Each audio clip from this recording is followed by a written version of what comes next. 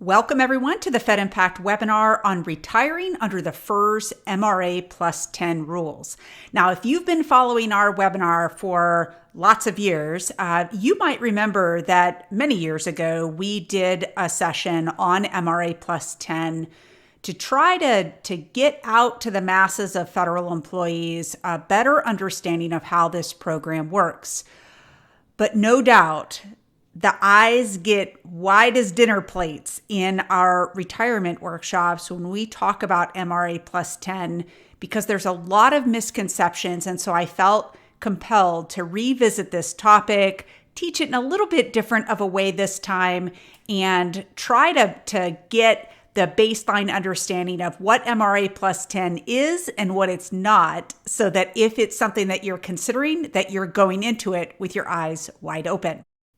All right, so you guys know me. I'm Chris Kowalik, the founder of ProFeds and the developer of the Fed Impact Retirement Workshop.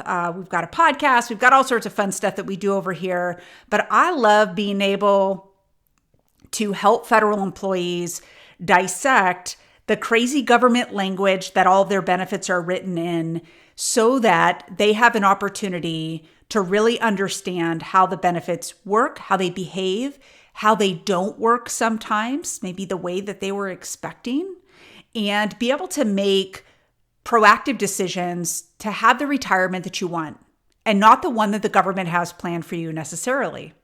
Okay, and so there's going to be lots of choices. Of course, today's topic is all about the choice on retiring under these special MRA+10 rules that we're going to talk about. All right, so these MRA+10 rules, we're going to get into the nitty-gritty of it here in just a moment, but generally today I want to talk about what you gain, what you get by going out under an MRA+10 retirement, also what you lose and what you never get back, okay? Because remember, one of our planning principles is you are free to choose, but you are not free from consequence. There are lots of consequences that come with MRA+10 retirements, just like they are with every other type of retirement from federal service. And I want to make sure that you are super clear on what those are. So for our agenda today, we are going to talk about the rules themselves, who qualifies, what's the catch, all that good stuff. And to help try to bring this home, we're going to review a case study and be able to assess some of the outcomes for our case so that you can see from both the income standpoint, so that's all your sources of income, like your pension, Social Security, the FERS supplement, the thrift savings plan, all those different buckets, as well as the benefits that you have, survivor benefits, the life insurance program, the health insurance program that you have. And we're going to get into all of those details, but I feel ultra compelled to talk about what this webinar will not cover today. And I'm going to share this with you because I looked back at the Q&A from the webinar that we did about 5 years ago on this topic, as well as all the normal questions that we get in our retirement workshop. And there is simply a lot of confusion about this set of rules for MRA+10 and some other programs that you might find out there with respect to retiring from federal service. So I want to debunk this early because I don't want anyone confused. All right, this thing we're talking about today, MRA+10, is not an early out or a deferred retirement. It is not an early out or a deferred retirement. So an early out, many of you are much more familiar with early outs right now, given what you've just gone through last year. But an early out is a voluntary decision to retire earlier than you usually would qualify for. You'll have no penalties. But the catch is that has to be offered to you by your agency. You can't just decide to take an early out. It has to be offered to you first. And one of the beauties of an early out is you get to keep your things like health insurance, life insurance, the supplement. Now, there might be a little bit of a delay in when you're going to receive the supplement based on your age and all that good stuff, but there is still a benefit waiting for you there. In the alternative, a deferred retirement is still a voluntary decision to retire with at least 5 years of service, but without meeting the normal age requirement. Okay, and so we'll talk about what it means to be fully eligible here in a moment, but a deferred retirement typically is someone, let's say they've got 5 years of service, but they're 35. Well, they're far from meeting the age requirement to retire, but they are technically vested and could draw a pension later, in this case at 62. Okay, and so there is a pension, albeit maybe a small one, waiting for you later. But all of the other benefits like your health insurance, your life insurance, and the supplement are all immediately lost when you take a deferred retirement. Okay, so this session that we're going to be covering today is not about these two topics. We have other webinars that we've done here recently on early outs and deferred retirements and all that. Today's session is going to strictly cover MRA+10. All right. So in order for me to properly describe the MRA+10 program, I first have to talk about what it means to be fully eligible to retire. So on the left-hand side, you're going to see the basic table. You've seen this in some way, shape, or form, I'm sure many times throughout your career. You will need to meet both the age and the service years requirements to be able to retire and draw an immediate pension. Okay? And so to be fully eligible, you'll need to be at least age 62 with at least 5 years of service, at least age 60 with at least 20 years of service, or have reached your minimum retirement age, which is somewhere between 55 and 57, depending on the year you were born, with at least 30 years of service. Okay, again, this is full eligibility. So if you're curious exactly what your MRA is, you can go to the table on the right-hand side. You'll find the year in which you were born and go to the right-hand side, and you're going to see an age. Typically, it's a year and a month for your MRA. Now, we're quickly approaching the timeline that those of you who are anticipating retiring are naturally going to be in that age 57 mark as far as your minimum retirement age, just because we're getting to that point in the timeline where that's naturally where you all are going to fall. Okay, so for today's purposes, we're going to use 57 as the minimum retirement age, knowing that yours might be a few months before that, if you're like most of the employees who are coming to these sessions. Okay. All right. So full eligibility that we see here on the screen allows you to decide for yourself when you're going to retire, draw an immediate pension. You get to keep all of your benefits, all of those good things that you've heard about probably throughout your whole career. MRA+10 is a little bit different. This applies only to FERS employees who have not met the requirement to be fully eligible. So those requirements that we talked about on the previous slide, 62 with 5, 60 with 20, and MRA with 30. If you've met one of those requirements, then this webinar is not for you. MRA+10 is no longer something you're going to need to worry about. You're fully eligible, and that's better than an MRA+10. Okay? So with MRA+10, if you've not met the full eligibility requirements, but you've reached your minimum retirement age, again, somewhere between 55 and 57, depending on the year you were born, and you have at least 10 years of creditable service. 5 of those years must be federal, but the rest of them could be military service or any other type of federal service. Okay, so there is a little bit of a nuanced requirement there. But 5 years vested on the federal side, and then another 5 years of either military service that you've bought back or other federal service. So once you have met both of those requirements, MRA and 10 years of service, you qualify to be able to leave government service and draw a pension right away. The catch is there's going to be a penalty if you decide to do that. And so we're gonna do a deep dive into what those penalties are and how you might be able to avoid it if it's going to happen to you. But in order to fully understand MRA+10, I think we need to dive into the various options that someone is going to have if they decide to take this type of retirement. So option number one is to start the pension right away. You have the right to be able to do that. I want you to know that this pension, under an MRA plus 10, this pension is permanently penalized by 5% for every year you are under age 62, and it's determined when you leave federal service. Not when you take the pension, when you leave federal service. Okay. In this example, we're obviously talking about taking the pension right away. But very important that we understand that this penalty is forever. It's not until you reach 62 or anything like that. It is for the remainder of your lifetime. And it's easy for us to talk about years because we get to use nice round numbers, but months are prorated as well. So each full month that you are under the age of 62 will add an extra 0.42% to the penalty.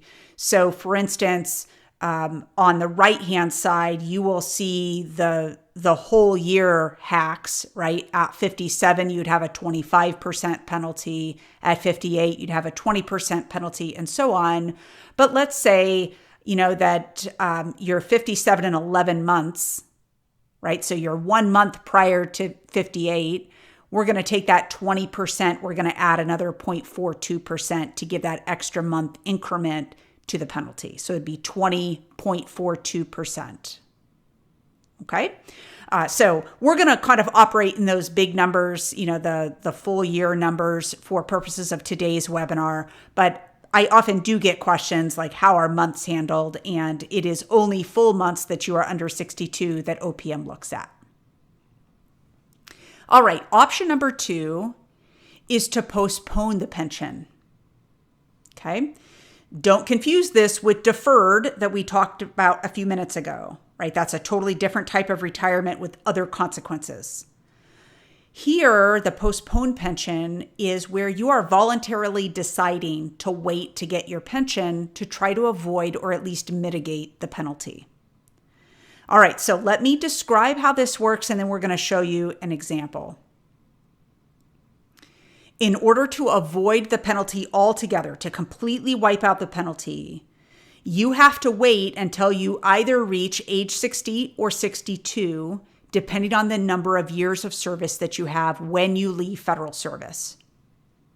Employees who have between 10 and 19 years of service have to wait until they reach 62 to be able to start drawing their pension without penalty. But those with 20 to 29 years of service only have to wait until they're 60. Okay, but the penalty itself is always calculated off of the age 62 marker, meaning how much younger than 62 are you when you leave federal service? Okay, there's a lot of misconception. Is it counting backwards from 62 or is it 60? It's always 62 with respect to the penalty calculation. But as far as postponing the receipt of that pension, it's either 60 or 62, depending on how many years of service that you have. Okay, so to mitigate the penalty, you might not get all the way to 60 or 62 to completely avoid the penalty, but the closer and closer you get to 60 or 62, depending on the years of service that you have, you are continuing to chip away at that penalty and making it smaller and smaller as you get closer and closer to those big gates. Okay, and again, don't use the word defer when you are thinking about MRA plus 10. Just strike that from your language altogether. You always want to use the word postpone. And that's not just a matter of semantics here. This really matters. If you leave this webinar and you start to Google MRA plus 10 or what happens if I defer my pension, you are going to start to see the wrong information, right? Deferred retirements have different consequences. So make sure that you're always using the word postpone with respect to MRA plus 10. All right. So I wanted to put this in a little bit different of a format than we've ever done before. So you guys are seeing this for the first time. And I want to kind of walk you through what we're looking at here on this slide. So this is how to avoid or mitigate the MRA plus 10 penalty if you have between 10 and 19 years of service when you leave. So let's say you're 57. If you draw the pension at 57, so look at age 57, we're going to follow it to the right. If you go ahead and draw it at 57, you are going to have a 25% penalty. We've already established that on a prior slide. Okay, 5% for every year you're under 62. 5% times 5 years is 25%.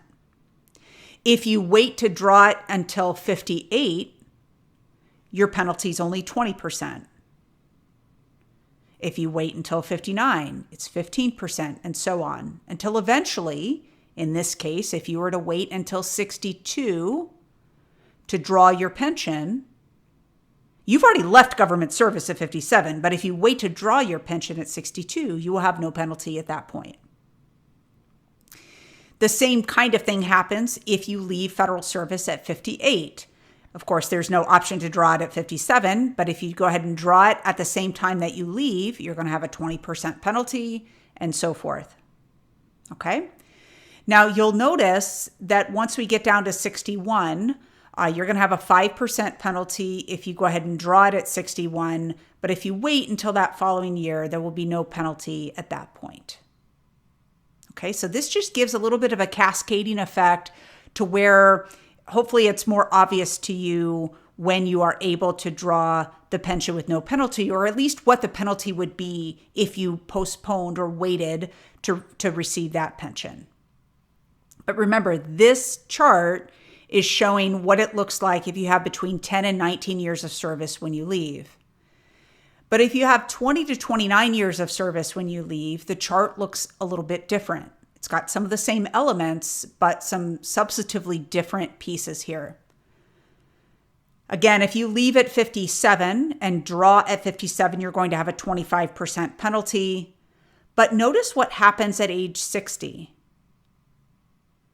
Because at this point, you have reached the correct age with at least 20 years of service, which was one of those full eligibility requirements, you no longer will have a penalty if you begin to draw the pension at 60. Okay, and so that's a great perk for you. Of course, you went without a pension for 3 years, but once you reach 60, you are able to draw without penalty. Same thing at 58. If you draw it at 58, you're going to have a 20% penalty.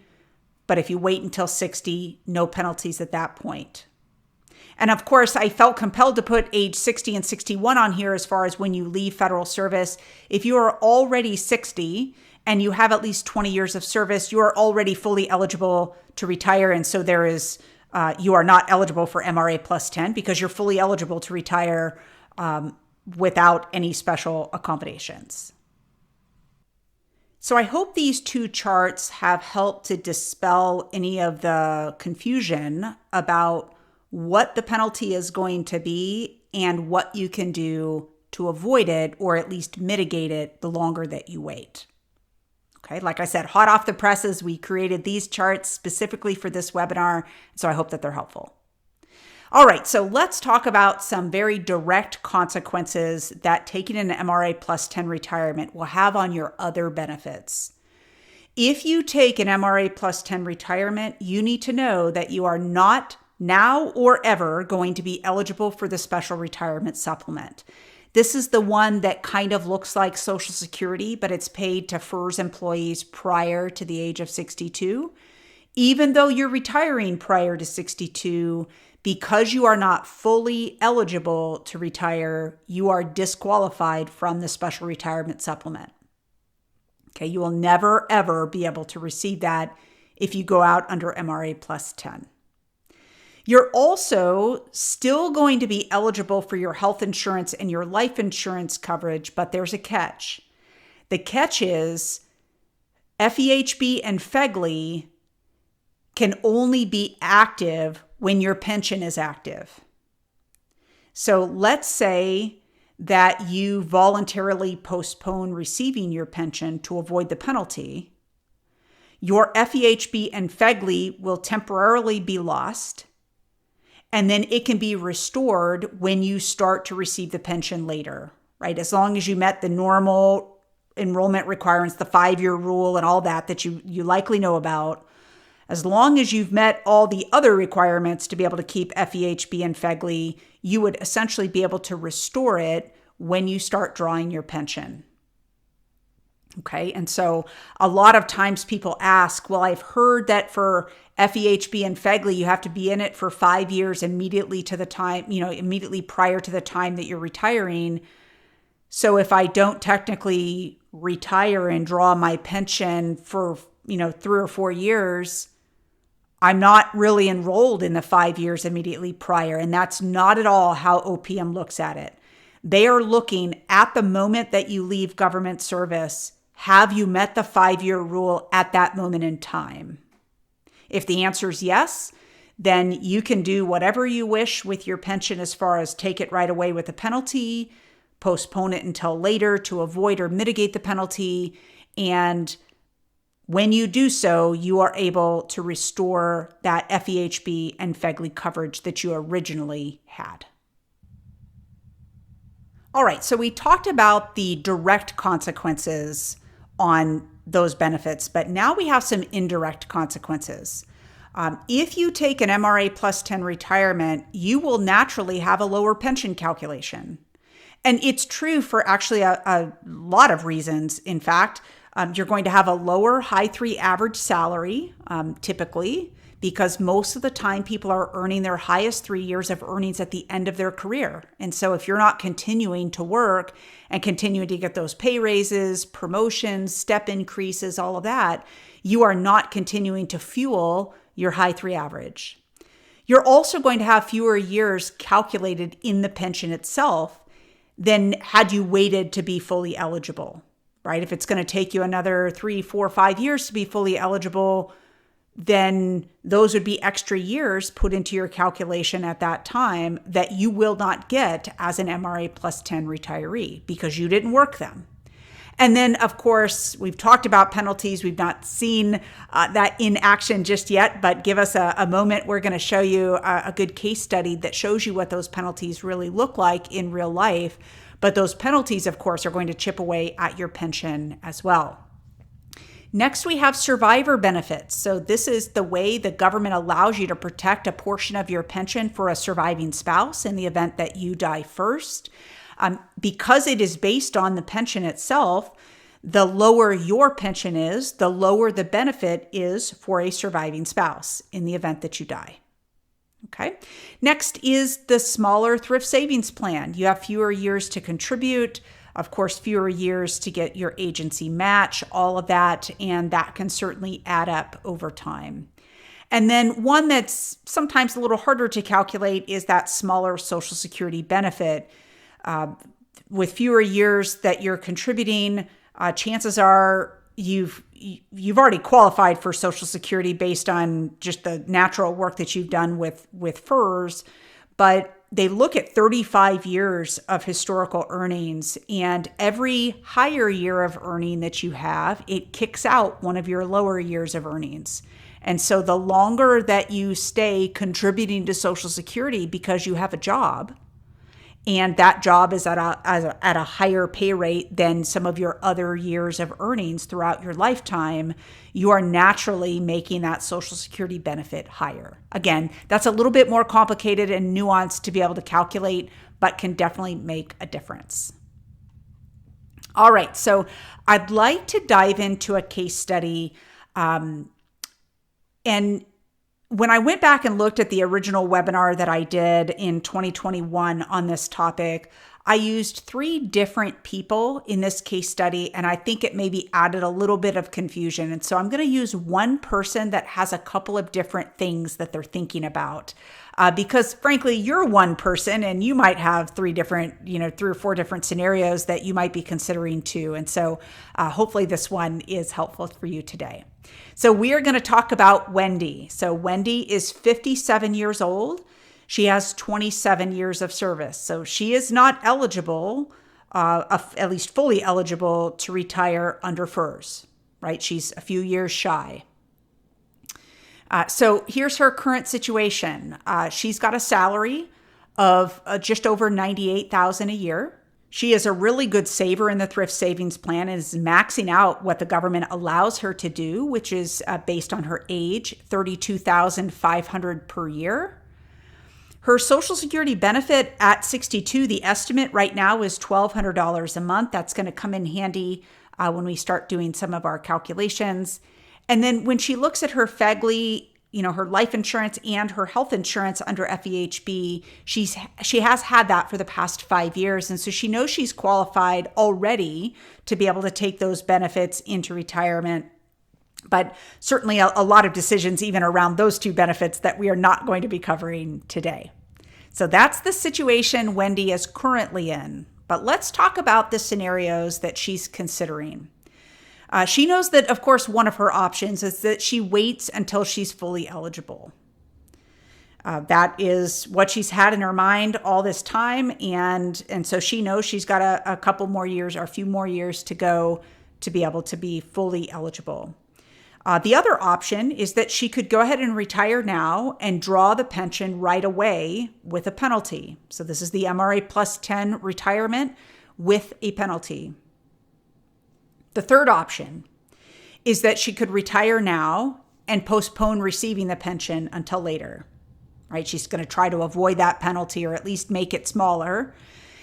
And part of her is thinking maybe she goes and gets another job. Perhaps there are some offers on the table, but she's not really sure whether she wants to do that or not. So that'll be part of her decision, but it won't be part of what we're talking about today. Right? There's lots of different jobs out there that come with different pay levels, different incentive plans, and all of that. But know that this will, of course, be in the back of Wendy's mind if she decides to leave government service and has to make up an income shortfall. She could very well do that with another employer if she wishes. Okay, so let's dive in to Wendy's scenario. So scenario number 1, Wendy keeps working until she's fully eligible. Okay, this is the scenario that we're going to dive into. In this case, she's going to wait to retire until she's 60. At that time, she'll have 30 years of service. And she anticipates a high 3 average salary at that time of right at $100,000. Okay, for those of you who have been through our workshop or been through several of these webinars, you know that this is typically the example that we use, and so seems fitting to use it today. So on the left-hand side, just to familiarize you with what we're looking at here, we're going to first take a look at the formula itself so that we know why we're using this particular formula under FERS. So this 1.0% formula is used when we have somebody retiring under the age of 62, which Wendy is. She's 60 years old. So we know already, without even reading the rest of the sentence, that she gets this formula. It's very possible if she was over 62 but had less than 20 years of service that this is also the formula that we would use, but that's not really the scenario that we find too often with MRA+10. Okay, it's possible, of course. All right, so in this case, the formula that we see on the left-hand side says that we take the high 3 average salary times 1% times the number of years of service that Wendy has at that time, and that would become our pension. So in our example, we're going to show Wendy retiring at 60 years old with 30 years of service and a $100,000 high 3. We're going to take that $100,000 times 1% times 30 years, and we come up with a starting pension of $30,000 per year. Now, most of you know that in retirement, there are cost of living adjustments and those types of things. Those will eventually come into play for Wendy once she hits 62. But for right now, at least for the next couple of years, once she hits the 60 mark, she's going to be right at this 30,000 level. All right, so what does it look like overall if Wendy waits to retire until she's age 60? Well, there are a lot of different buckets will say that she's going to be considering. This is a new slide for us on today's session. And so I just want to take a moment to walk you through it kind of left to right of how this works. So remember, she's 57 now. She's going to go ahead and keep working over the next 3 years. And so in the paycheck column, you're going to see her continuing to receive her paycheck, and that paycheck is likely going to have a pay raise associated with it. And so we've given some of those general pay raises as far as averages to her current pay, so you can see how that would change over the next couple of years. At 60, she is going to stop receiving a paycheck because she's going to start receiving her pension, right? And you'll see that $30,000 that we calculated on the previous slide is going to stay $30,000 until she reaches 62. And then you're seeing the cost of living adjustments being applied here as well. I'm not going to go into great detail about COLAs, but I think it's worthwhile to know that they're there. All right, the next column, the SRS. So this is the FERS Special Retirement Supplement. This is the one that kind of looks like Social Security, but it's paid prior to the age of 62. Now, because Wendy waited until she was fully eligible to retire, she is eligible for the supplement for those 2 years. So at 60 and 61, she would receive $10,800, and she would receive that in both of those years. But at 62, this benefit will stop. Okay, now that $10,800 is based on a calculation for her 30 years of service and her $1,200 of Social Security. I put it into the supplement formula, so not reviewing the details of that formula on today's webinar, but it gives you an idea that there is something waiting for Wendy in this program, and so your numbers will likely be quite different. All right, so in the event that Wendy does wait until 60 to retire, a couple of things keep happening, right? She continues to contribute to the thrift savings plan. We're going to assume that the IRS does not change the limit and that Wendy just continues to contribute that maximum amount based on her age, which is $32,500.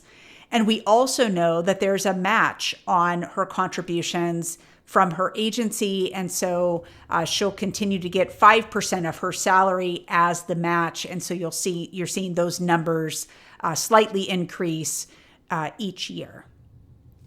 On the far right-hand side for FEHB and FEGLI, you'll see there's no gap in her FEHB or FEGLI coverage as long as she met the requirements, the 5-year rule, and she was enrolled in those programs on the day she leaves federal service at 60, she will be able to keep it exactly like it is. She can switch around her FEHB if she wants, but all that FEGLI, she would have the option to be able to decide how she wants that life insurance to continue in retirement. So great news, no gap over on the right-hand side for FEHB and FEGLI. Now, keep in mind, this scenario assumes she continues working over the next 3 years and retires when she is fully eligible at 60. Let's talk about scenario number 2, that Wendy goes ahead and retires now under the MRA+10 rules, and she's going to draw her pension right away with a penalty. What does it look like? Well, the same scenario happens with respect to calculating the formula. On the left-hand side, we use that exact same 1% formula. But when we look to the right-hand side, when we go to plug in all the numbers, you'll notice that because she's 57, she only has 27 years of service. She doesn't have the 30 like we previously calculated. And her high 3 isn't as high because she hasn't continued to work and earn more money that influences her high 3. Okay, and so we're going to use that high 3 of $96,000 times 1% times 27 years of service. So we would have a starting pension of $25,920 each year. But this scenario that we're looking at is if she goes ahead and retires at 57, draws the pension right away with a penalty. So we have to calculate that penalty here. So that penalty would be based on the original pension calculation of the $95,920 times 25%, because it's 5% for every year she is under the age of 62. That's 5 years in this case. So a 25% penalty. That ends up being $64.80 per year, which gives her a net pension, net of penalties, $19,440 per year. Now keep in mind, she hasn't paid taxes out of this. She hasn't paid for her health insurance, her life insurance, survivor benefits, any of those other things. This is the only net this is net of the penalty that we've just calculated. Okay, so we're already scratching our head. We went from 30,000 to 19,000 pretty quickly. So let's take a look at what this looks like for Mary. Again, if she goes ahead and retires at 57 and draws the pension right away with a penalty. You'll notice she only has this one stream of income from 57 on, and it's her pension. You'll also notice that that $19,440 a year pension stays level until 62. Because keep in mind, those cost of living adjustments don't kick in until the age of 62. So she's losing some purchasing power between 57 and 62 pretty consistently. So every time we experience inflation, her pension is not keeping up with that amount. Now, Wendy might look at this whole situation and say, you know what? Based on everything I've got going on, I'm willing to do this. And that's going to be Wendy's decision. Just like it's your decision. It's not always all about the money. But money is how the world keeps score, and retirement tends to take a lot of money, right? And so we want to at least consider this as one of the factors of whether this seems like a good decision in this case for Wendy. I do also want to point out on the far right-hand side for FEHB and FEGLI, because she's drawing her pension right away, she has FEHB and FEGLI all the way through. From the moment she takes her federal pension, even though it's penalized, she's going to have all that coverage continuing in retirement. Okay. All right. The next scenario is if Wendy retires now and decides to postpone the pension to avoid the penalty. What does that look like? Well, again, back to our same kind of shell of a slide here. If she does in fact leave government service at 57, but postpones receiving her pension until 60, you'll see at 60, it is a higher pension. It's $25,000, almost $26,000 versus $19,000 that we saw in the previous slide. But she has 3 years where she's not receiving any pension at all. Okay. I also want to point out on the far right-hand side for FEHB and FEGLI, for those years where she is not receiving her pension, she does not have health insurance or life insurance through OPM. So she's going to have to find some other way. Now, maybe she has private life insurance already. Maybe she's not even contributing to FEGLI right now. She doesn't even have the coverage. That's certainly possible. But if we're reliant on FEHB and FEGLI, it is important to realize that if anything happens in these first 3 years of retirement, from a health standpoint, from a life or death standpoint, there is no coverage in force during those years. Now, if part of Wendy's decision is she's thinking about taking another job, perhaps they have health insurance and life insurance over there, and that would certainly fill that gap. It might also fill some of this income gap that she's going to have. If she's trying to avoid this lifelong penalty to her pension, it may, having another job may fill that income gap between 57 and 59, or maybe even beyond that, right? If she continues to work, maybe she really enjoys that other job that she's got and wants to work until she's 62 or 65. She's welcome to do that. But without another job, the natural place that Wendy will likely look to get money is the thrift savings plan. And so you can imagine the more and more money that Wendy takes from the TSP early, so 57 when she leaves government service, that money is no longer in the account and growing for the long term. Okay, and there's lots of different ways to take money out of the thrift savings plan and other accounts like it. We're not going to dive deep into those details today, but we do need to recognize there is an income shortfall in this scenario that Wendy needs to figure out how she's going to fill. All right, so when I think about MRA+10 and the different choices that people have, I think we all can appreciate that this is a bit of a balancing game. It's not always all about the money. There are other factors that go into people's decisions: their own health, their mental health, their purpose, the love of their job.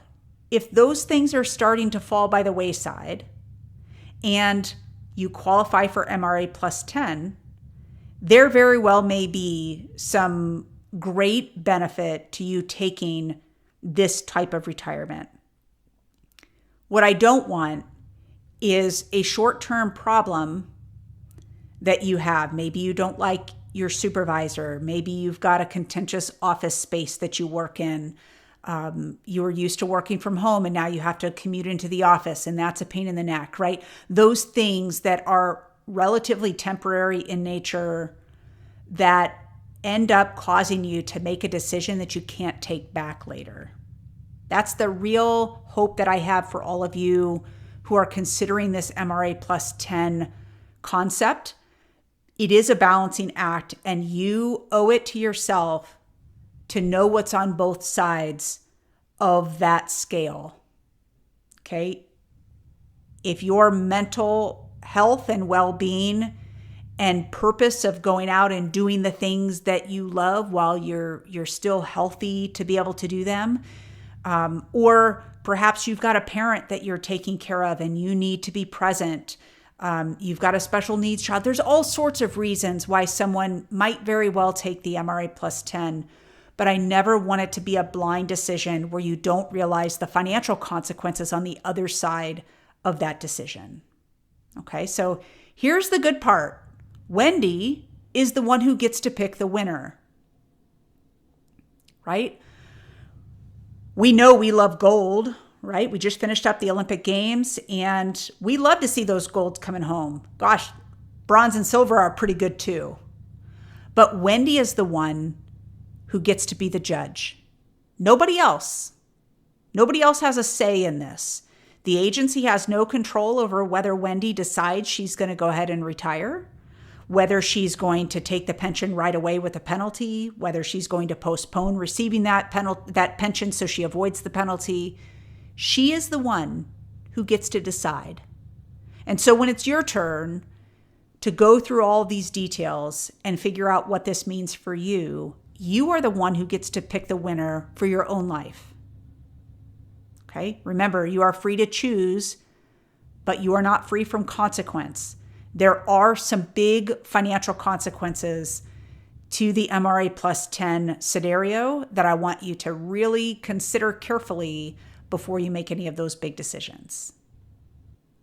So when it comes time to deciding when to start your pension, I want to point out something. I think it's obvious based on the way I described this today, but I want to be really sure. The date you choose to leave government service and the date you start drawing your pension are two separate decisions. Okay, they might be commingled in your mind, but as far as OPM is concerned and your agency is concerned, these are two separate decisions. So when you leave government service, you may have a pretty good idea of when you plan to start your pension. So Wendy might say, I'm going to go ahead and leave at 57, and I think I'm going to draw my pension at 60. But she could change her mind at any time. She could be 58 and say, never mind, I decide I want it now. And she has every right to be able to do that. And so if you decide on an MRA+10 retirement when you are ready to begin receiving your pension, whatever date that might be, you will submit Form RI 92-19 to the Office of Personnel Management, The address where you will send it is right on the form. And you're going to submit this about 60 days in advance of when you want your first payment to begin. Okay, so a lot of people get confused or hung up on this idea that they have to make a decision about when the pension is going to start and that they're locked into that when they leave government service. And that's not true. You're going to have lots of flexibility to be able to decide when to start that pension, and you can change your mind. Okay, but once you start it, you can't go back and change your mind, but you can decide at that point what is going to be right for you. All right, quick wrap up. There's a lot that goes into the decision of when to retire, whether that's being fully eligible, whether that's taking an early out, a deferred retirement, disability retirement, or of course, MRA+10. And I never want someone to take this big decision lightly because frankly, this is a decision that you have to live with for the rest of your life. So I want you to take the time to consider all those long-term implications of your decision so that you go into retirement eyes wide open. You know exactly what you can expect, and there are very few surprises for you in retirement. The very best way that you can make sure that there are very few surprises in retirement is to get to one of our workshops. So we hold in-person retirement training in communities all throughout the country. There's no cost for you to attend. These are sponsored sessions. The fee's already been paid. We are on the GSA schedule, so it makes it easy for us to do contract work with the government at the individual agency. But these particular sessions are available for any federal employee to attend, regardless of the agency that you're with. Now, there is no cost for you to attend, but there is a little bit of a perk here, and that is because we're on the GSA schedule, your agency can permit you time off on the clock to be able to attend our workshop. So this is not you taking leave, but your agency has the discretion to be able to allow you to attend our off-property workshop and consider that training time for you.